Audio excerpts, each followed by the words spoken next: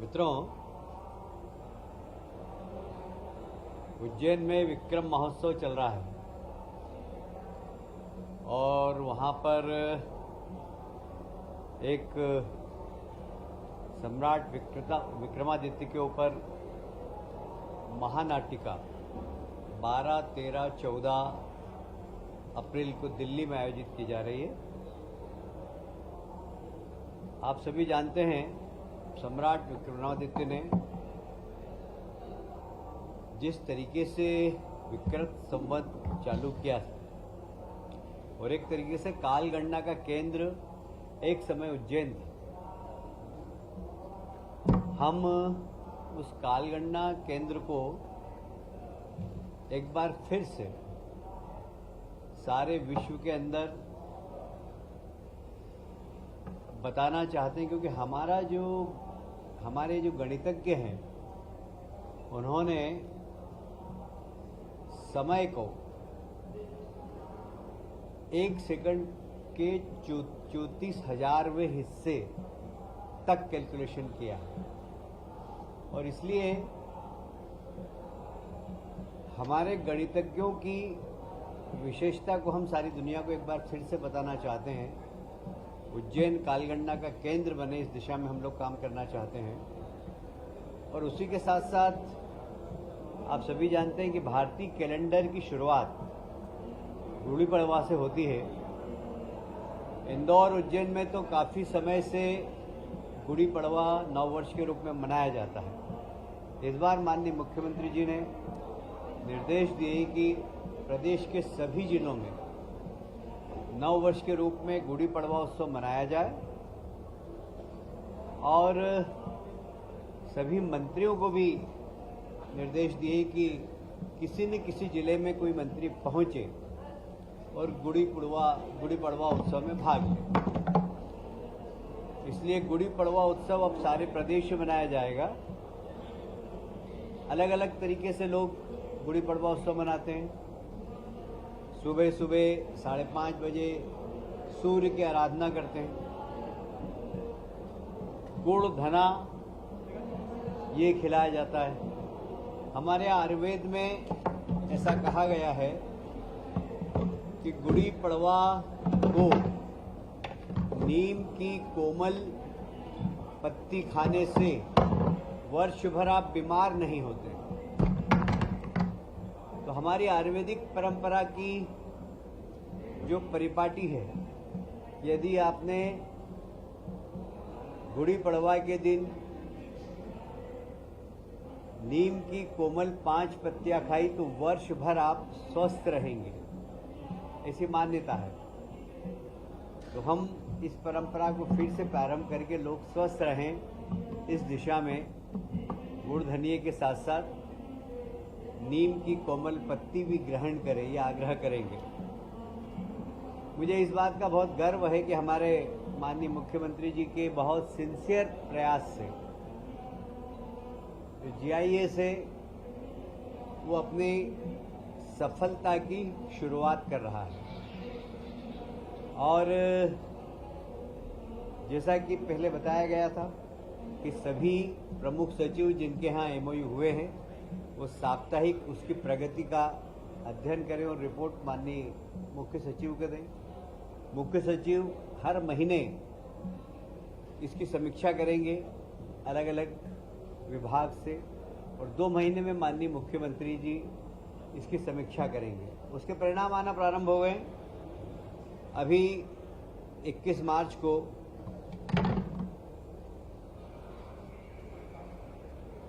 भिंड चंबल में 18 भूमि पूजन हुए।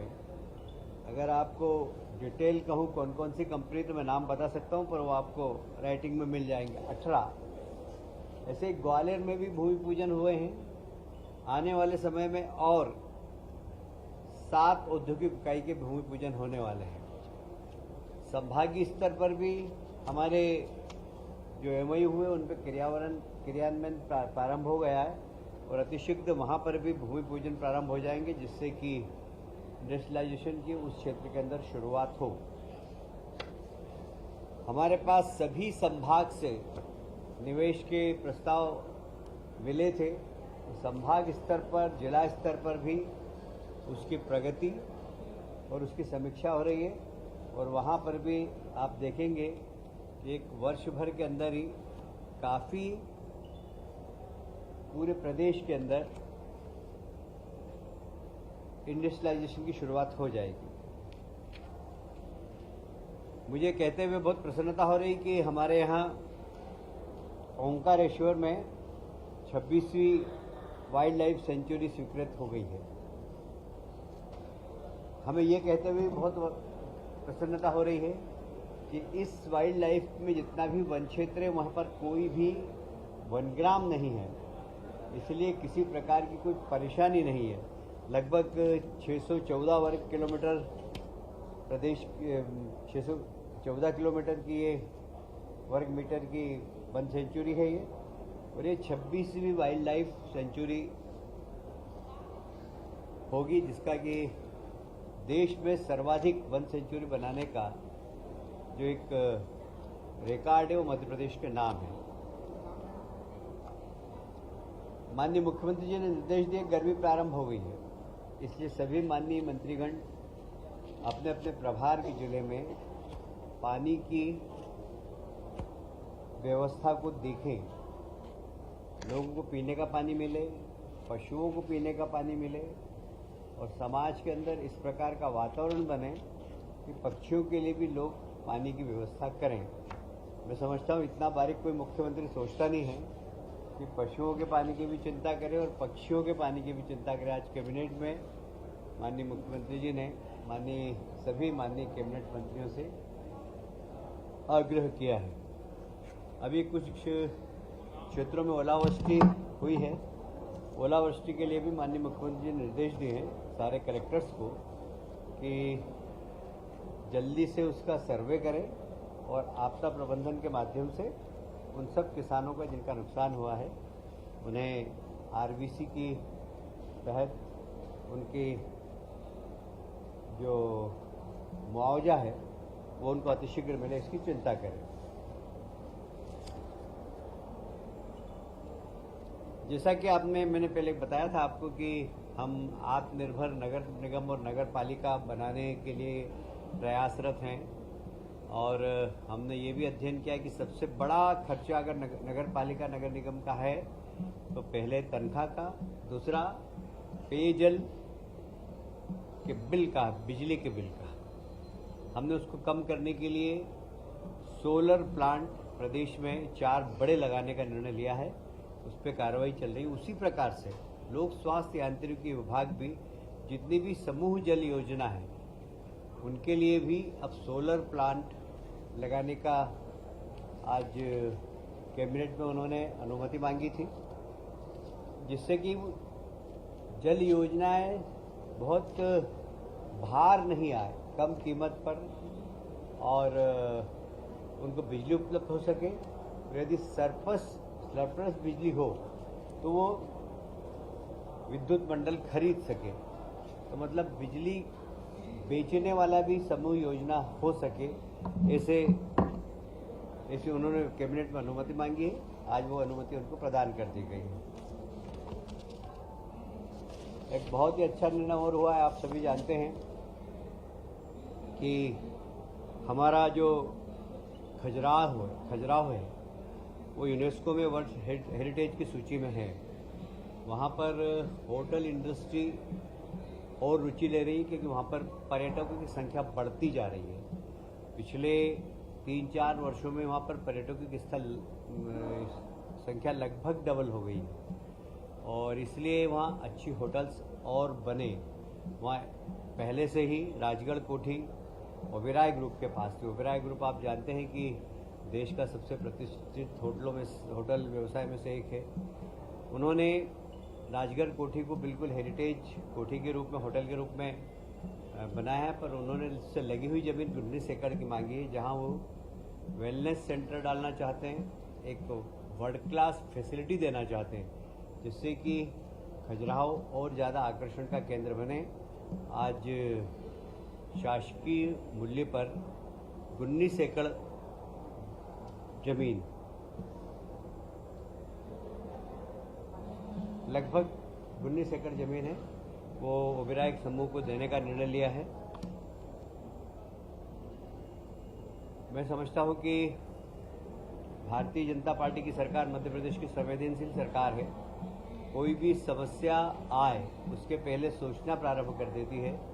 आज की कैबिनेट में हमने माननीय मुख्यमंत्री जी ने जिस तरीके से आने वाले गर्मी उससे उत्पन्न हो सकती जो समस्याएं, उसके ऊपर सबको सावधान रहने के निर्देश दिए हैं। इतना ही आज कैबिनेट में हुआ है। बाकी अगर आप कोई पूछना चाहें, वैसे अब रखेंगे नाम तो बता देंगे। अभी तो ओंकारेश्वर है, और ओंकारेश्वर से अच्छा नाम कोई हो नहीं सकता।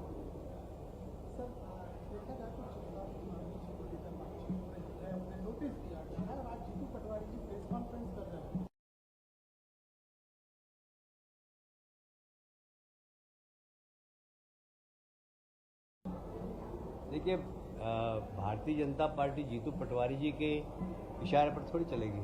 हमारी पार्टी, हमारी आइडियोलॉजी और हमारे नेताओं के निर्देशन पर चलेगी। जीतू पटवारी अभी इतने बड़े नेता नहीं हो गए, वो कोई महात्मा गांधी या पंडित दीनदयाल उपाध्याय, डॉक्टर श्यामा प्रसाद मुखर्जी नहीं हो गए कि हम उनसे सलाह लेके हमारी पार्टी चलाएं।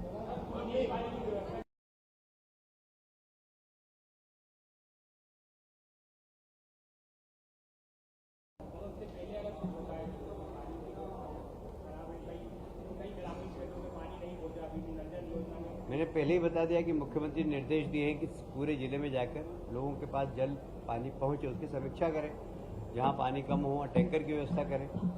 तो समीक्षा होगी और कलेक्टर को भी इस प्रकार के निर्देश जारी कर देंगे।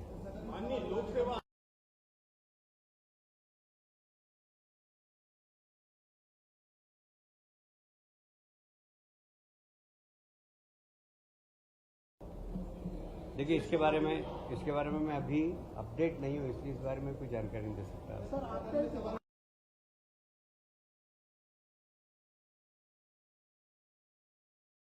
पार्टी अपने नियम और कानून से चलती है, किसी दूसरी पार्टी के नियम और कानून से नहीं चलती। इसलिए हमारे यहाँ कोई भी काम कार्यकर्ता अगर करता है तो हम अब देखते हैं कि वो अनुशासनहीनता की श्रेणी में आता है तो नोटिस देते हैं। अब इसमें बाकी दल को कोई प्रश्न उठाने का कोई सवाल ही नहीं है।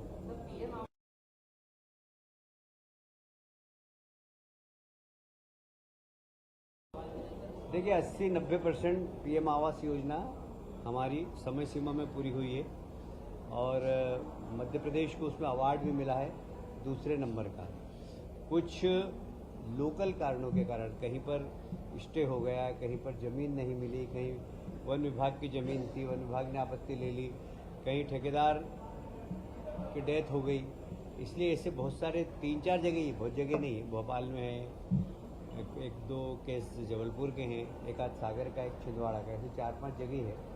तो उसकी हम समीक्षा भी कर रहे हैं और अतिशीघ्र उसका निराकरण कर रहे हैं। Thank you.